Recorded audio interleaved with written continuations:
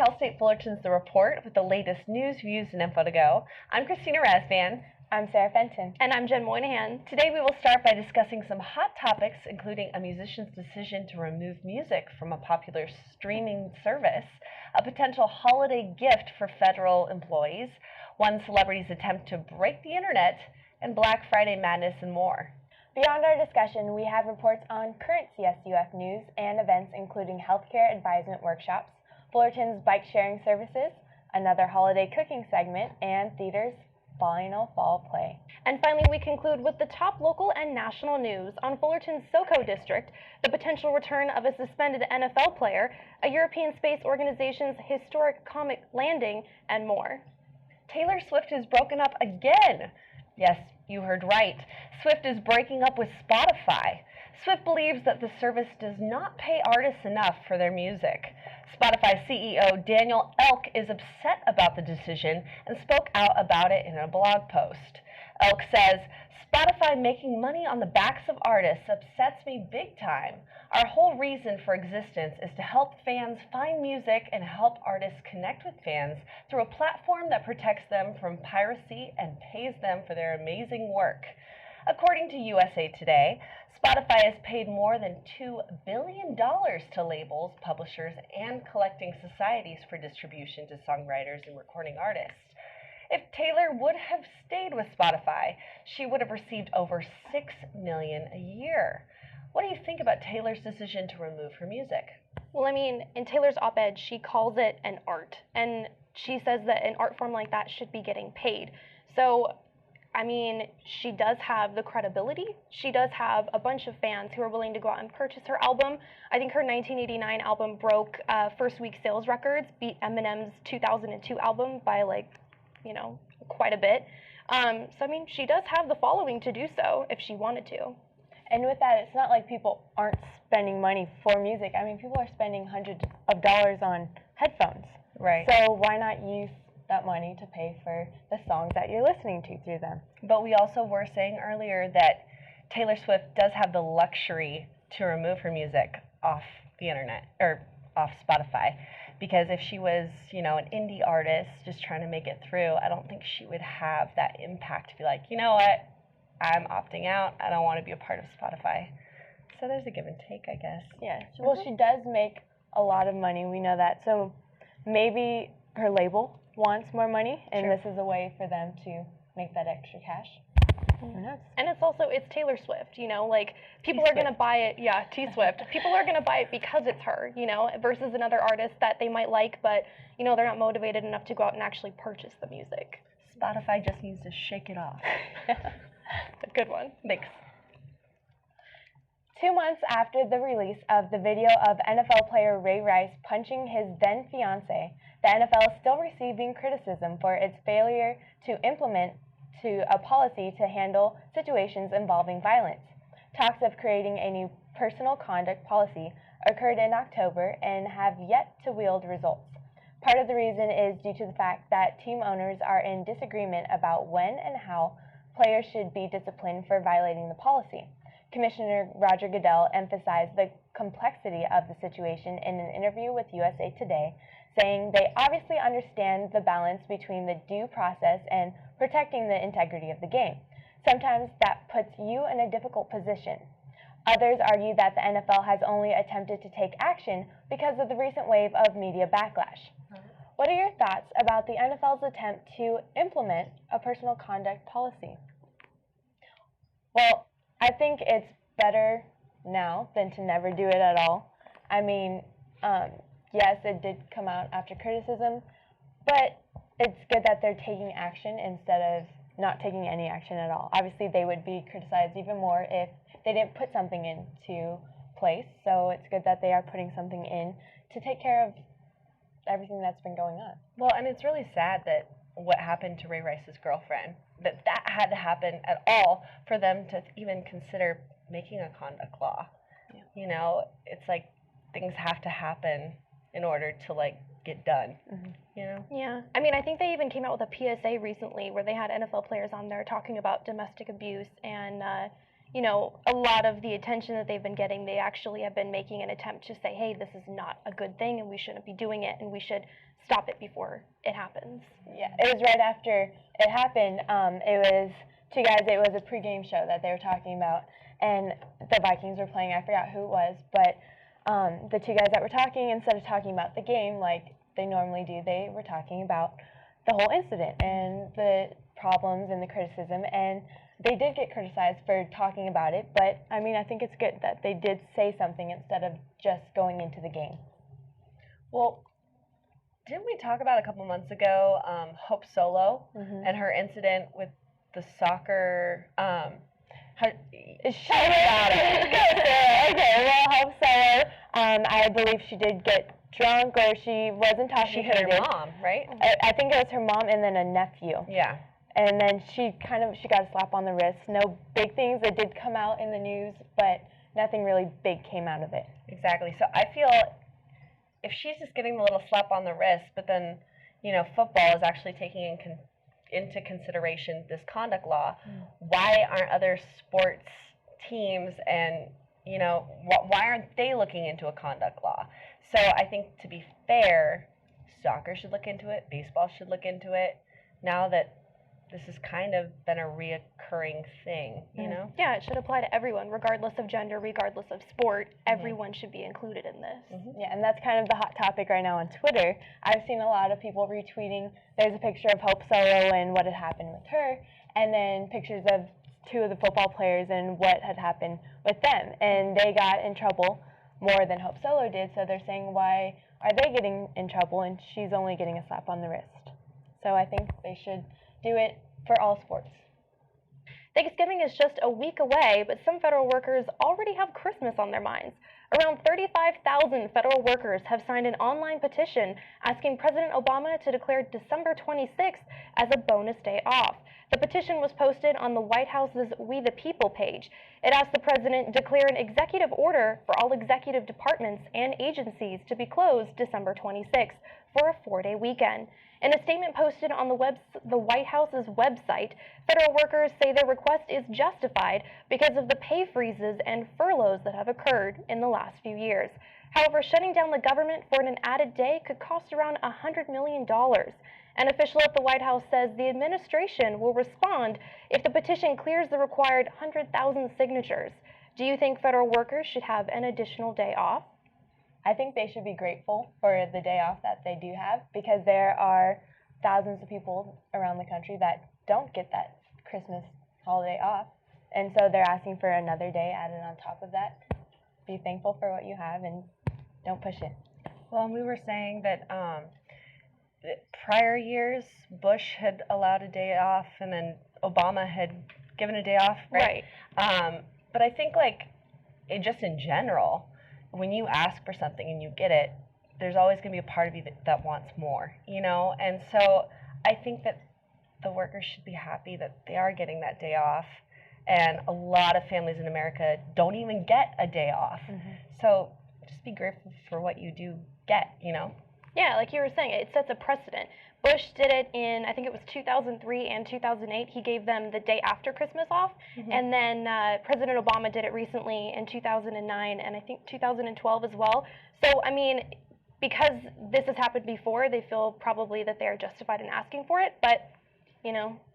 Kim Kardashian is the talk of entertainment news once again, but this time for attempting to break the internet. Her latest cover shoot for Paper magazine includes racy images that have gone viral online. Kardashian posed nude for the magazine, showing off her curves. Another photo shows Kardashian balancing a champagne glass on her most famous asset in a black sequin dress. In a Twitter post promoting the cover, Kardashian joked, "And they say I didn't have talent." However, the celebrity has received criticism from some for bearing it all because her status as a mother and the fact that the images generated unrealistic body standards for women. What do you think about Kardashian's most recent cover shoot? It's not surprising, I don't think. I mean, we all remember how she got famous. Yep. So the part that people are criticizing her for being a mother, There are models out there who pose naked that are mothers too, and they don't get criticized. So the fact that her being a mother is what she's being criticized for, nothing big.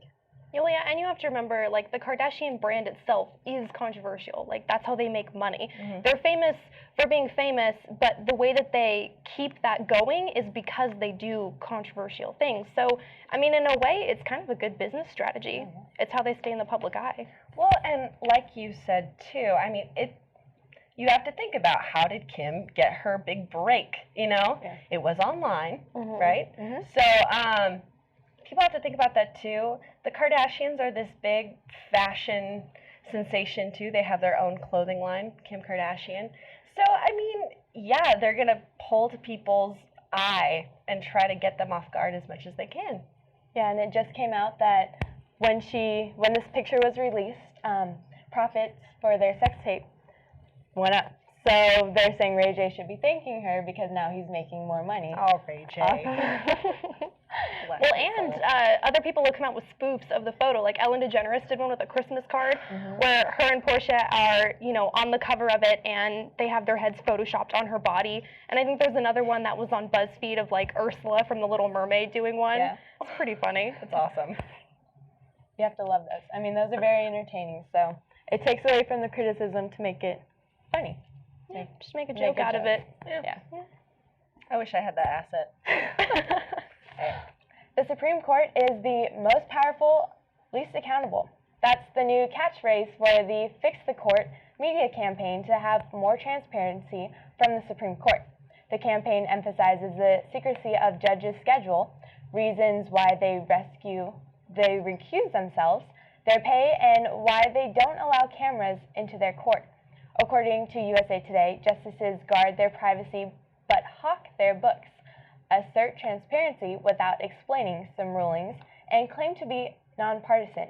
Justices make a lot of important decisions from matters to life and death. What do you think about this new campaign for more transparency?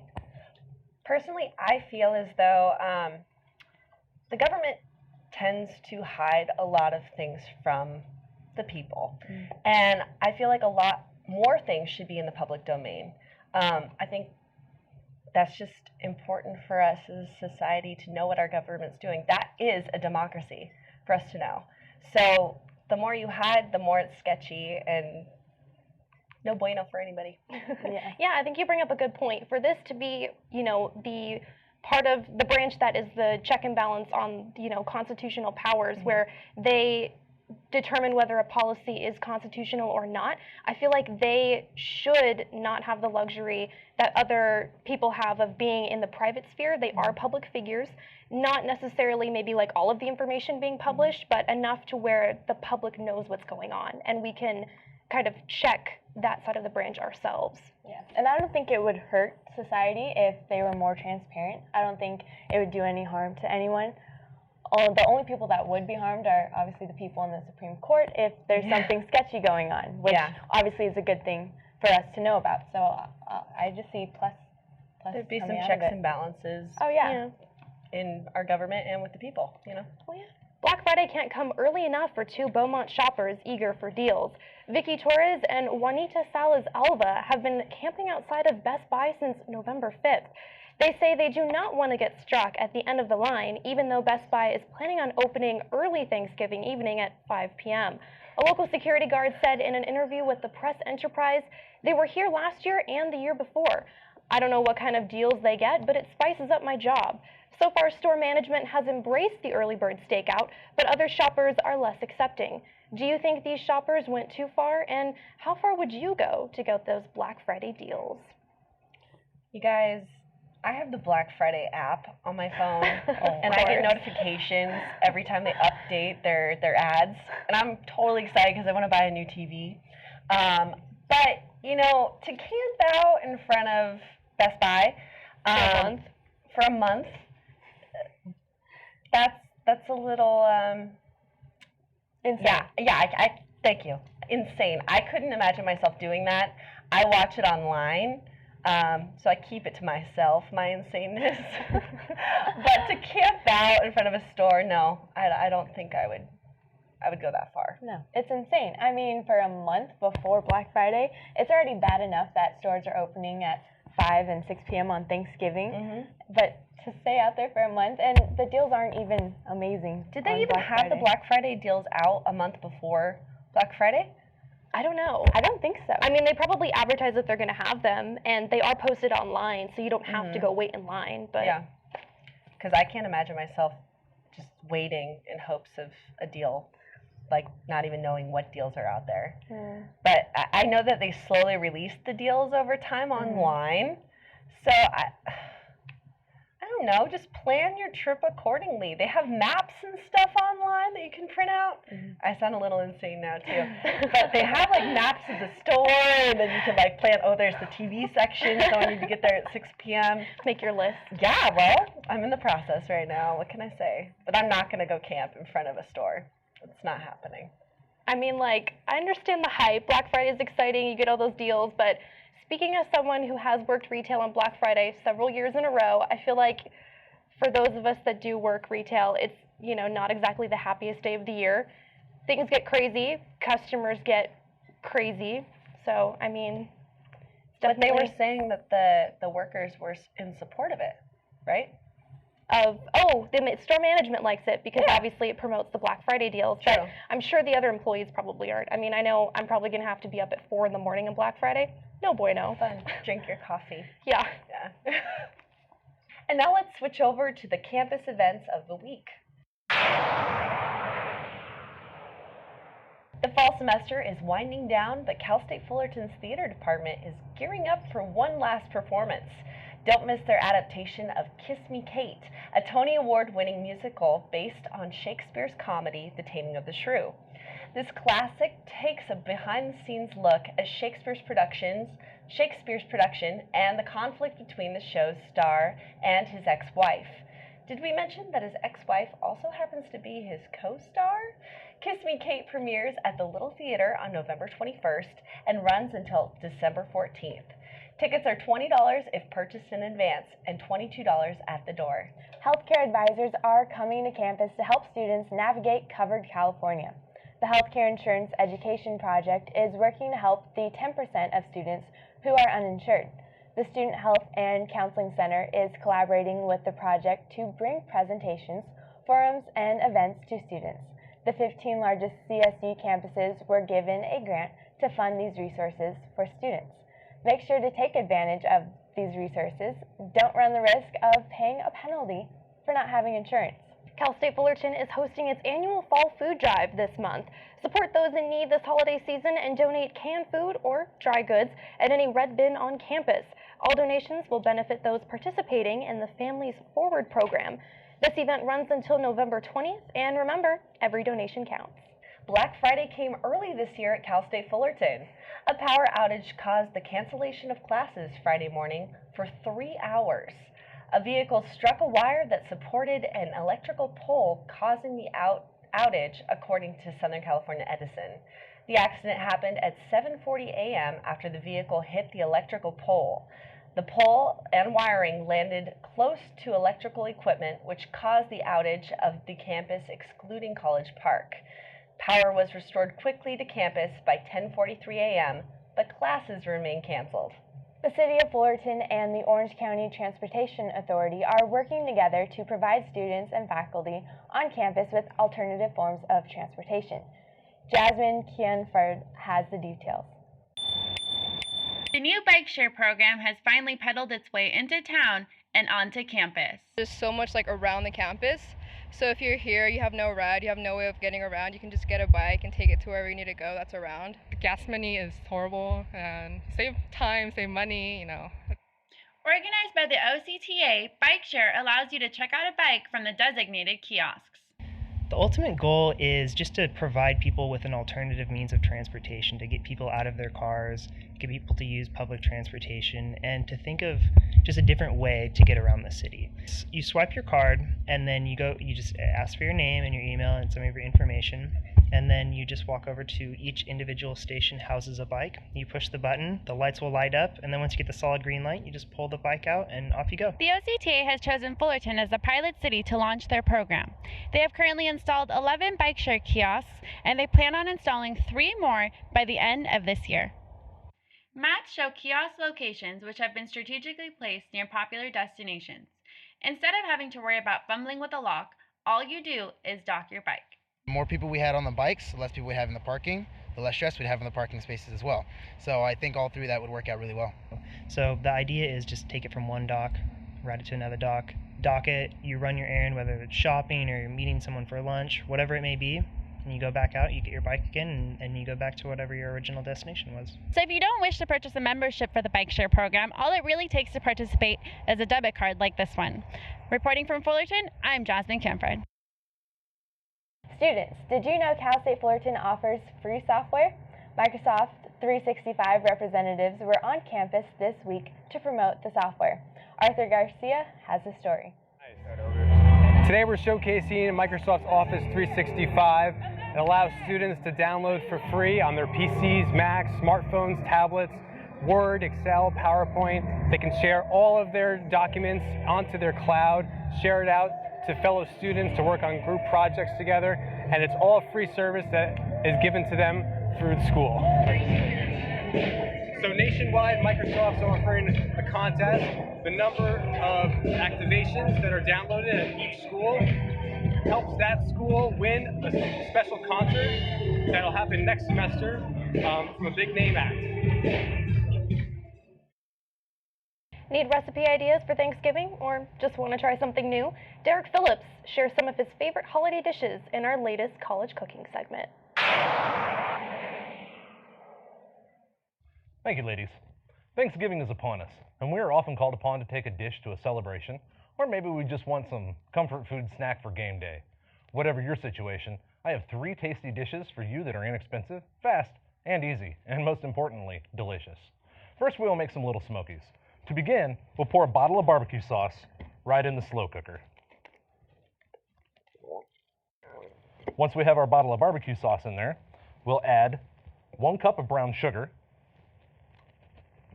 and a tablespoon of Worcestershire sauce. We'll take those and get them well mixed together in the bottom of the pot, and once they are well blended, we can add 2 packages of little smokies. Next, we'll put the lid on and put the slow cooker on low. They'll be ready in approximately 45 minutes. Up next, we're going to make some oyster crackers. These were a dish that I used to make when I was a child. We called them gotcha crackers. What we're going to do is we're going to take a package of oyster crackers. We're going to mix a 1/4 cup of vegetable oil. And for these, we're going to use 1 package of ranch dip. What we are going to do is we're going to make a nice thin layer on our cookie sheet, and we will throw it right into the toaster oven at 250 degrees for about 15 minutes. They'll come out just like this. For my final recipe, we will switch from savory to sweet for this apple dessert. To begin, we soften a package of cream cheese, which just means we let it come to room temperature. Now we're going to mix that with a cup of powdered sugar. We will layer it with some of this caramel, and we'll add approximately a cup of that. With this, you serve with an assortment of apples. Basically, the apples will go into the dip, and they will be great. A helpful hint, a sprinkling of lemon juice will help keep your apples from browning.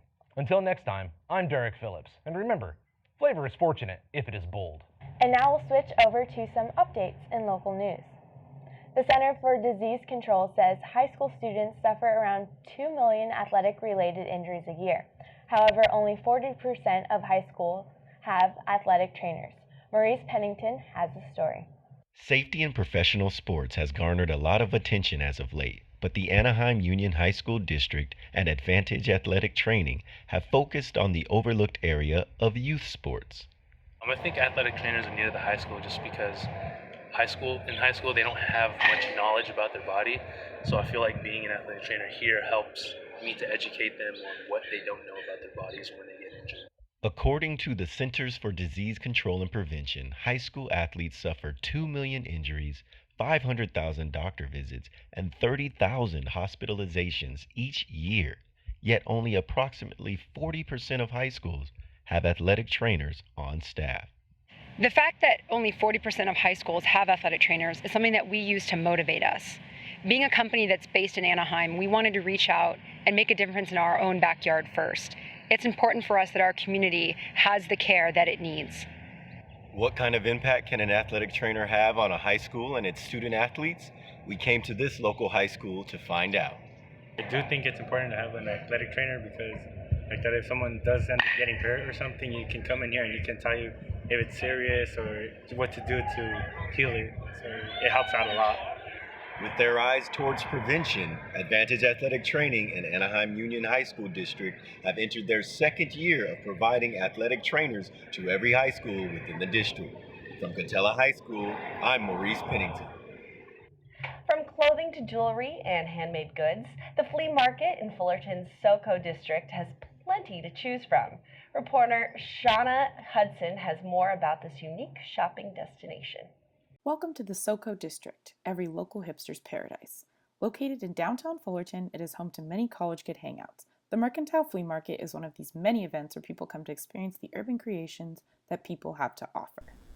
I'm here at a flea market at the Carpe Diem Experience in downtown Fullerton, put on the first Saturday of every month. Local shoppers can choose from vendors who sell their vintage clothing and homemade goods. From vintage clothes and furniture to soaps and candles, friendly shop owners are always willing to tell you about their products, which are mostly made and decorated by them. And I make homemade natural soaps.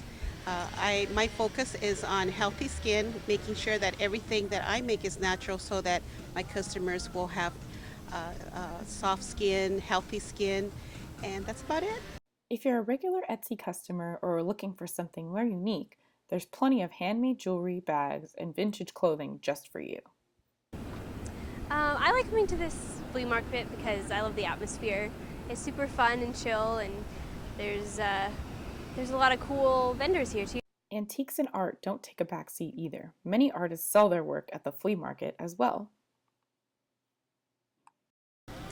I like it here because it's a different shopping experience than just going to the mall like every day. The Carpe Diem Experience provides a once-a-month opportunity for unique urban gifts to give your friends, or maybe just something for yourself. If you like custom art and music, be sure to check it out the first Saturday of every month from 10 a.m. to 4 p.m. Reporting from downtown Fullerton, I'm Shauna Hudson for The Report. Jane Lynch and Hilary Swank are hosting Fox's Cause for Paws television event on Saturday, November 22nd. This all-star dog spectacular will feature awards for canine categories like Most Talented Dog, Best Talking Dog, and Best Celebrity Dog Lookalike. Celebrities participating in the event will include Betty White, Kristen Bell, Julianne Hough, Josh Duhamel, Fergie, and more. Titans, if you are at all interested in attending the event for free, you can sign up by emailing PriorityList@seatfiller.com. Be sure to include your name, email, phone, date of birth, and age. The event is first come, first serve, so be sure to sign up as soon as possible. And now we'll take a look at some of the latest news here in the U.S. and abroad. Minnesota Vikings running back Adrian Peterson is making headlines once again. The NFL announced Tuesday that Peterson will be suspended without pay for the remainder of the 2014 season. However, the NFL Players Association announced recently that it would appeal Peterson's suspension. The organization also has another pending appeal to have Peterson removed from the exempt commissioner's permission list. If either appeal wins, it is possible that Peterson could be eligible to play for the Vikings against the Green Bay Packers on Sunday. However, it is still unclear whether the Vikings will allow him to play. Despite a 10-year journey, more than 300 miles away from Earth, the European Space Agency became the first to make a soft landing on a comet last week. The ESA's goal for the mission was to better understand the composition and behavior of comets. The Rosetta spacecraft entered the orbit of Comet 67P in August and launched a probe on November 12th. The probe was expected to transmit data from the comet for the next 9 months. However, its less than smooth landing has officials at the ESA uncertain about this task. The probe bounced off the comet twice before finally landing because its harpoons failed to activate. The probe is currently in idle mode due to low battery power. Well, that's all we have on this edition of The Report.